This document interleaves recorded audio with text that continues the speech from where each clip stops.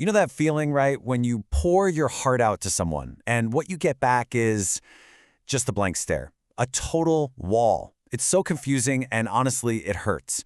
Well, today we're going to get to the bottom of that. We're going to break down the anatomy of that empty connection. It's the kind of question that can really mess with your head. You show you're hurting or you're excited, and they give you nothing. It feels so personal, like they're rejecting your feelings. But what if it's not about you at all?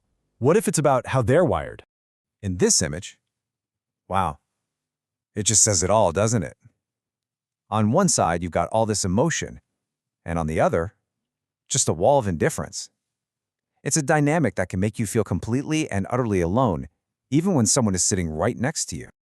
Now, it's so easy to think that this kind of emotional distance is a sign of strength, that they're just tough or have their emotions under control. But we got to throw that idea out the window because what's really going on is something totally different. And this, right here, is the absolute key. This is the simple, powerful truth we're going to keep coming back to.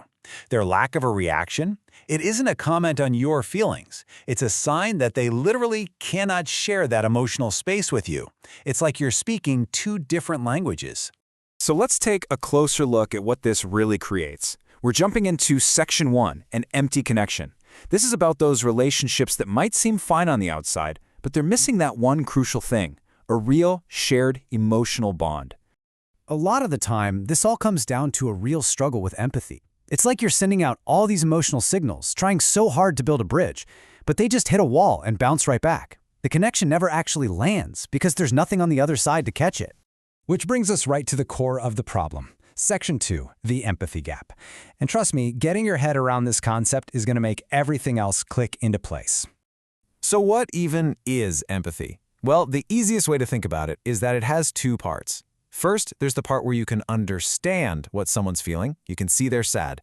But the second part, the really important part, is the ability to actually share that feeling, to feel a little piece of it yourself. And here's the difference. Someone with an empathy gap, they can see your pain. They get it on an intellectual level. They see the tears, they hear the shaky voice, they know you're upset. But that's where it stops. They can't cross that bridge into actually feeling it with you. Your distress just doesn't register on their emotional radar.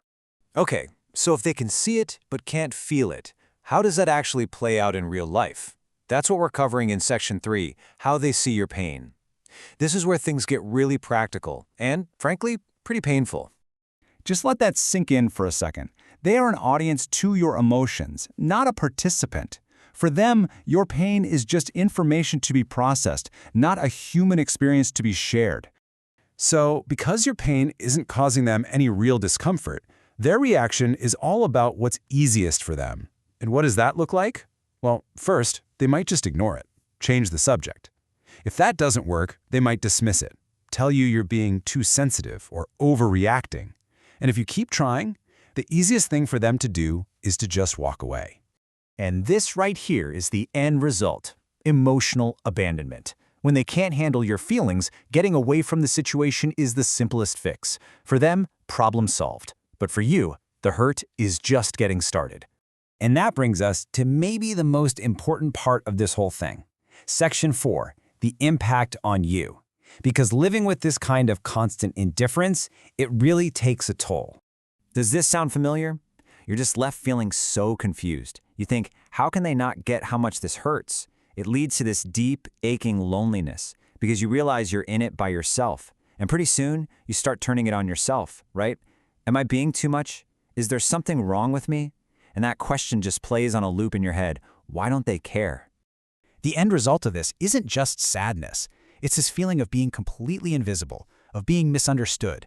It can actually shrink your sense of self until you feel, well, just small and alone. So, how do you break the cycle? The last step is all about moving from that fog of confusion to a place of real clarity. And listen, this isn't about making excuses for them. It's about understanding what's going on so you can finally protect yourself. We're back here one last time because this is the answer. When your mind is spinning, trying to figure out why they did what they did, just come back to this. It wasn't you. It's a fundamental difference in how they're built. It's simple, it's powerful, and honestly, understanding this can be so freeing. Here's the truth. You cannot teach someone how to feel.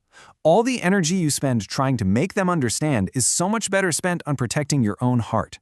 This knowledge gives you the power to set boundaries, to manage your expectations, and to stop throwing your heart against that wall. So, we've figured out the why. We've talked about the empathy gap and the empty connection it leaves behind. Having this clarity, that's an amazing first step out of that cycle of confusion and self-doubt. So the final question is for you. Now that you understand, what's your next step going to be?